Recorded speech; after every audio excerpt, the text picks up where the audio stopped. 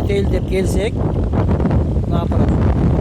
Бул жер катуу экен, айдалган экен, дискаланган экен, бирок фреза салынбаптыр. Жер катуу экен. Ошон үчүн жер катуу болгондо могу шинек топуракты жетиштүү тартып бере албайт, дагы бугор чыкпайт. Топурак толук болбой калат. Мына көрдүңүздөрбү? Мына ортосу чукур болуп, мына топурак жетишсиз. Ошон үчүн жер жумшак болуш керек. Жерди айдап, жакшылап, фрезалап, майдалап, борпоңдотуп коюш керек. Фреза салгандан кийин фреза аябай майдалап салат.